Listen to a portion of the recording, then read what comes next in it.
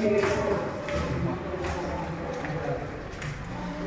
বেশিরভাগ medical student, এগুলো সব এগুলো অটোমোবাইল প্রত্যেকটা ডিটারমিন করা আছে। এটা একটা ওটির মেশিন পত্র, অ্যানাস্থেসিয়া, ওয়ার্ক স্টেশন, সেগুলো খুব ভালো। আর একটু গুছিয়ে নিই, তখন আমি তোমাদের ইউটিউবার নিয়ে আসবো। কেমন? এটা আমাদের নিচে ছিল হচ্ছে তোমাদের ওই স্টেবিলিটি, হ্যান্ড ওয়াশ, লাইটগুলো জ্বালিয়ে নাও। লাইটগুলো জ্বালিয়ে দাও। আর এগুলো মানে যাতে পরিষ্কার পরিচ্ছন্ন, মানে স্টেবিলিটি একটা বলে না, প্রত্যেকটাকে সেপারেটলি আবার এটা দিয়ে ব্লক করা আছে, একটা ব্লক ওইভাবে। এটা ওটির আগে পরে ডাক্তার পেশেন্টের কথা বলা যায়। এটা আরেকটা ওটি, এখন একটা ওটি চালু করবো, এটা পরে চালু করবো। এটা বাচ্চাদের বেবি নার্সারি, এগুলো সব ব্লক করা আছে যাতে ইনফেকশনের এদিক ওদিক না হয়। ছোট একটা 3-4 বেডের আইসিইউ। এটা এই জিনিসপত্র সব সেগ্রিগেট করা আছে এরকম ভাবে। এটা আমাদের লেবার রুম, এটা পুরোটা আমাদের ডেলিভারি কমপ্লেক্স। লেবার রুম, হ্যাঁ, labour room, bathroom, hand washing zone. যদি ক্রিটিক্যাল হয় পাশেই ওটা হচ্ছে গাইনি ওটি হবে, সেকেন্ড ওটি। যদি খারাপ থাকে আইসিইউ পাশে থাকবে, যাতে লেবার নর্মাল ডেলিভারি হতে গিয়ে কেউ মরে গেছে এই গল্প যাতে এই গল্পই না আসে। আলহামদুলিল্লাহ, ঠিক আছে। ডাক্তার এখানে 24 ঘন্টা সে চলে। রান্না বান্না, কনফারেন্স হল আছে উপরটাতে। রুমটাও একদম রাস্তার ধারে, কাজ সুন্দরভাবে করা আছে।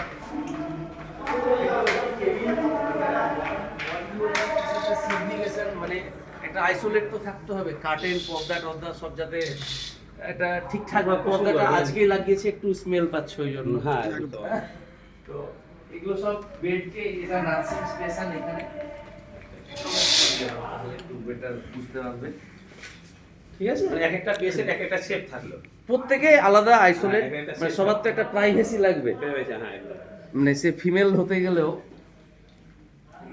এদিকে বাথরুম আছে, এটা একটা স্টোর রুম মতো। এটা একটা ডুয়াল কেবিন, বাথরুম আছে। এই বেড যেগুলো আছে এগুলো সব বেড হচ্ছে অ্যাপোলোতে সেম বেড আছে। অ্যাপোলো হসপিটালে যেটা সেটা এখানেও আছে। হ্যাঁ, হ্যাঁ।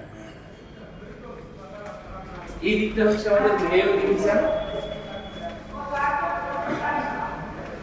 এটা ডে কেয়ার ইউনিট, আমাদের কেমোথেরাপি, ডেলি এরকম সবকিছু মোটামুটি সেগ্রিগেট করা যাতে প্রাইভেসি ঠিকঠাক মেনটেন করা যায়। কতটা বেড? এটা 30 বেড। 30 বেডের স্টার্ট। এইখানে এটা আরেকটা সেম ওয়ার্ড মতো আছে, সেটা যেরকম দেখতে মানে প্রত্যেকটা ওয়ার্ডে আমাদের স্টাফ নার্স সেপারেট। এখানে কি কি মানে সুবিধা পাওয়া যাবে? কি কি অপারেশন, কি কি ফ্যাসিলিটি? অপারেশন বাকি নার্সিংহোমে যা হয় সেগুলো সবই হবে।